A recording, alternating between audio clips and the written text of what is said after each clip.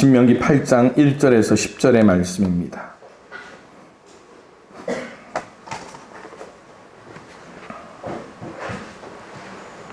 우리 앞에 있는 자막을 잠시만요. 자막을 참고하시면서 우리 한 목소리로 봉독하겠습니다. 시작. 내가 오늘 명하는 모든 명령을 너희는 지켜 행하라.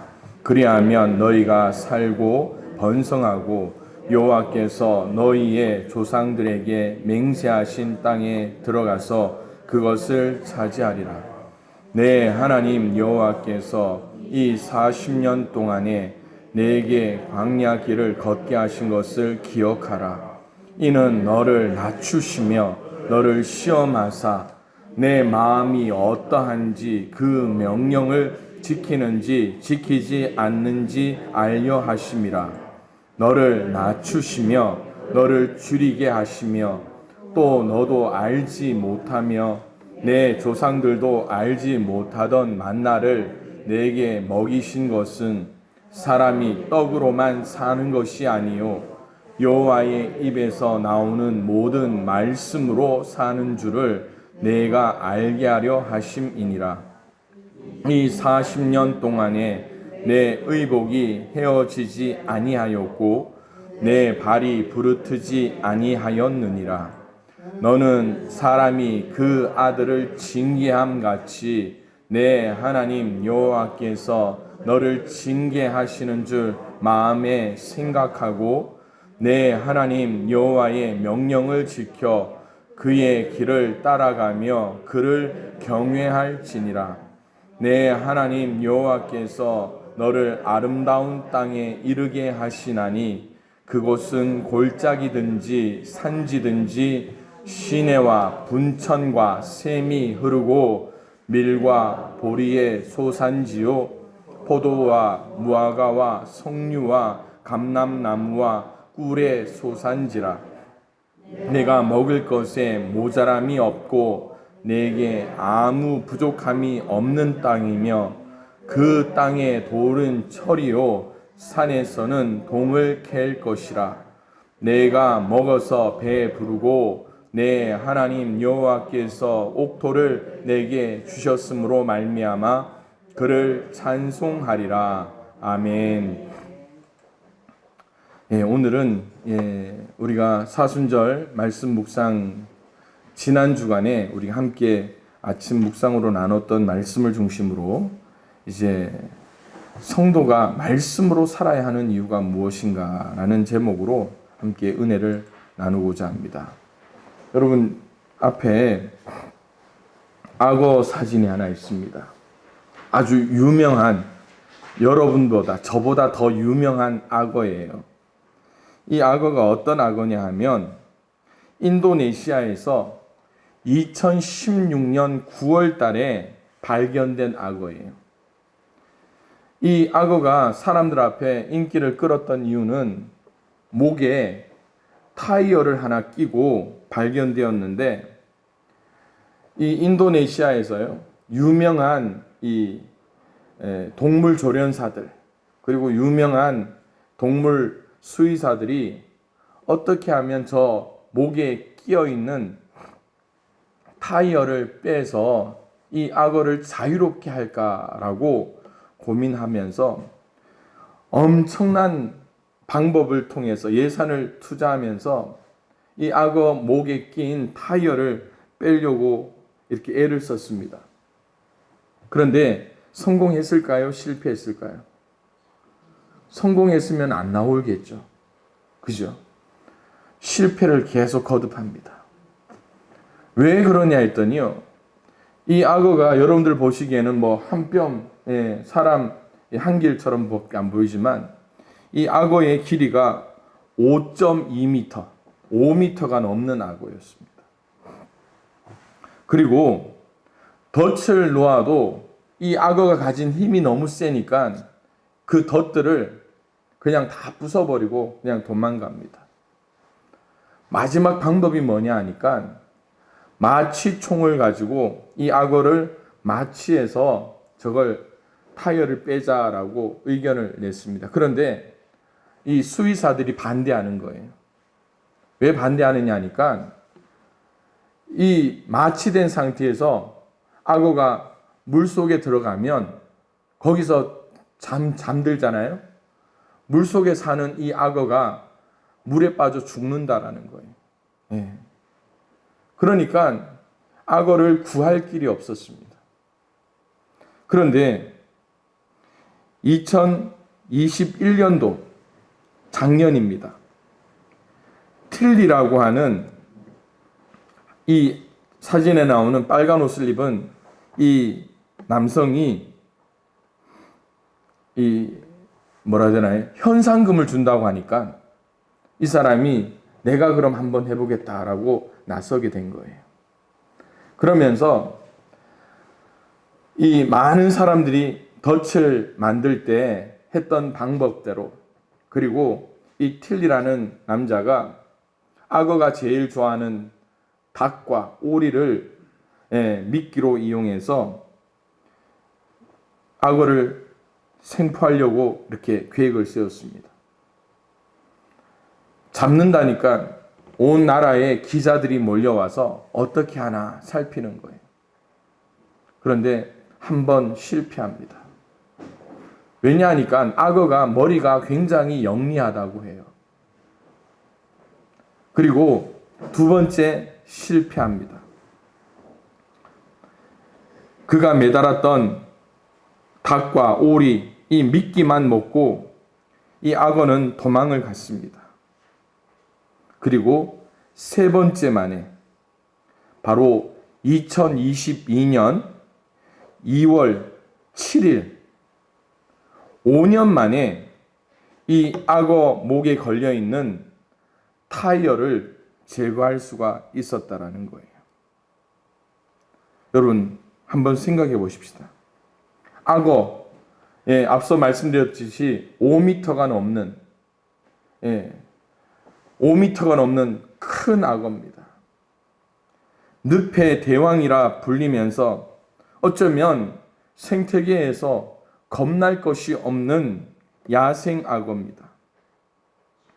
그런데 아무리 용맹스럽고 날렵한 악어라도요, 그의 목에 쓸데없는 이 타이어가 걸리는 순간 이 악어는 어떤 삶을 살았을까를 생각해 보십시오. 아마 여러분들 지금 아무렇지도 않고 그냥 내가 원하는 대로 갈 수 있고 내가 하고 싶은 거 다 할 수 있는 그런 자유의 몸이라고 생각하는데, 여러분 요즘처럼 이 악어 목에 걸린 타이어 뭐가 좋을까요? 예를 들면 여러분 생각지도 않은 코로나가 여러분들에게 걸렸다고 생각해 보십시오. 갈 수 있습니까? 못 갑니까? 못 갑니다. 그러듯 우리가 원하지 않는 뭔가에 걸려 있는 순간, 이 추잡한 타이어가 내 몸을 감싸는 순간, 와, 저 늪의 대왕 너무 멋지고 용맹스럽다라고 이야기할까요? 아니면 5년 동안 인도네시아에서 이 악어를 추적하고 이 기사를 낸 이유가 뭘까요? 멋있기 때문입니까? 아니에요. 동정의 대상이 된다는 거예요. 동정. 불쌍하다는 거예요. 오늘 그렇다면 이 악어에게서 타이어를 빼는 것이 마땅합니까? 그냥 그대로 두는 것이 좋을까요? 어떤 게 좋을까요? 빼야지요. 여러분들에게도 마찬가지입니다. 여러분의 성도의 삶에 하나님께서 주시는 귀한 믿음의 그러한 왕관이 아니라 세상에 추잡한 타이어를 끼고 있다면 그대로 놔두는 게 좋을까요? 빼는 게 마땅할까요? 빼는 게 마땅하다니까요. 오늘 우리의 삶에 여러분 주일 예배 드린다고 그래도 일주일 동안 입고 있던 그 작업복을 그냥 벗어두고 어떻게 합니까? 그래도 깨끗한 옷으로 갈아입고 또 교회 온다고 한 번 더 세수도 하고 머리도 감고 얼굴에 로션도 바르고 스킨도 바르고 이렇게 예쁘게 해서 나오셨잖아요. 그런데 여러분 지금 옆에 있는 집사님들, 권사님들 몸에 타이어가 껴있다고 생각해 보십시오. 당장 뭐라고 할 겁니까? 당장 뭐라고 할 겁니까? 타이어 빼세요. 믿음의 성도들의 삶에 한번 현실을 한번 생각해 보십시다. 타이어와 같은 죄 혹은 인생의 짐, 그것을 끼고 있는 게 좋을까요? 아니면 하나님이 세우시는 영화로운 관을 쓰고 다니는 것이 좋을까요? 아마 한결같이 후자를 택하실 겁니다. 그렇다면 여러분, 가장 쉬운 방법이 한 가지 있습니다.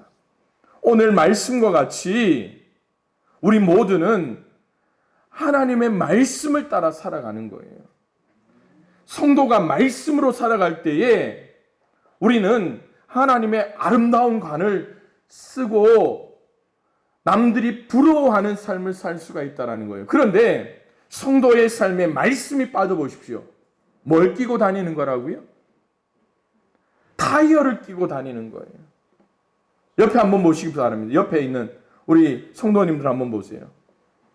아마 새 타이어를 끼려고 하시는 분도 있지만 헌 타이어, 먼지가 수북히 묻어있는 타이어를 끼고 있는 분들도 있을 거예요. 새 타이어 낀 거나 먼지 낀 타이어 낀 거나 매 한 가지입니다. 성도는 하나님의 아름다운 관을 끼는 게 마땅한 것이지요. 그렇다면 하나님의 말씀이 우리 가운데 중요한 이유가 뭡니까? 베드로전서 1장 23절에 말씀합니다. 그리스도인이 거듭난 것은요, 살아있고 항상 있는 하나님의 말씀을 통하여 된 것이라는 거예요. 그러기에 우리가 살아있는 항상 거듭난 것의 증표가 말씀을 통하여 우리에게 주시는 하나님의 그러한 은혜라는 거예요. 그뿐만이 아닙니다. 로마서 10장에 뭐라고 말합니까? 믿음은 그리스도의 말씀을 어디에서? 들음에서 나오는 거예요. 그러니까 오늘 우리의 삶에 여러분, 예배의 자리에 나온 여러분들은 마음속으로 그렇게 위안을 삼아 보십시오. 아이고, 그래도 반쯤 성공했다. 예? 그래, 내가 참 착해. 나를 한번 토닥이며 칭찬하시길 바랍니다. 그뿐만이 아닙니다. 베드로전서에는 구원받은 성도가 구원에 이르도록 자라기 위해 갓난 아기가 젖을 삼아하듯이 하나님의 신령한 말씀을 찾는 것이 성도의 도리라는 거예요. 디모데후서 3장 17절, 하나님의 사람을 온전하게 하고 모든 선한 일을 행할 능력을 갖추게 하는 것이 뭐라고요? 하나님의 감동으로 주어진 모든 성경, 하나님의 말씀이라는 거예요. 여러분, 제가 군대에 있을 때 제일 싫어했던 얼차례가 하나 있습니다. 군대에서 제일 싫어했던 게 있어요. 뭐냐 하면, 우리 남자 집사님들 잘 아실 거예요. 학교에서 아마 많이 경험해 보신 분들이 있을 거예요. 선착순 한 명. 선착순. 예. 운동장에 집합해 있으면 뭐 잘못하면 어떻습니까? 저기 보이는 농구 골대까지 돌아서 오는데 선착순 한 명. 그럼 어떻게 합니까? 한 명만 예외가 돼요. 나머지는 뭐 해야 됩니까? 한 명이 안 될 줄 알면서도 돌아와야 되는 거예요. 그런데 제가 말씀드리려고 하는 선착순은요, 다른 선착순입니다. 믿음의 선착순. 믿음의 선착순은 한 명, 두 명, 그게 아니에요. 오늘 우리에게 필요한 게 뭡니까? 여러분 잘 생각하셔야 돼요. 선한 마음이 우리 가운데 있어야 됩니다. 선한 마음. 그 선한 마음이 무엇을 통하여서 선한 마음이 될 수 있습니까? 하나님의 말씀이에요. 그리고 그 다음 뭡니까? 삼행시죠. 착한 행실이 우리 가운데서 나타나야 돼요. 여러분, 예수 믿는 사람 남들과 달라야 됩니다. 그렇죠? 그런데 착한 행실, 그런데 그 착한 행실이 무엇을 통하여 나타납니까? 앞서 선한 마음을 통하여서. 그렇다면 선착순, 순은 뭐가 될까요?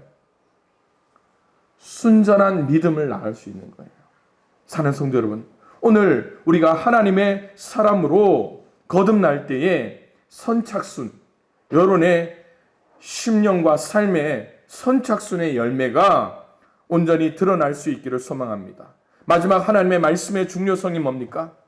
여러분, 매번 우리가 시험 속에서 좌절하고 넘어질 때가 있잖아요. 그런데 에베소서 6장 17절 사탄을 무찌르는 성령의 검, 그것 또한 하나님의 말씀이라고 이야기해요.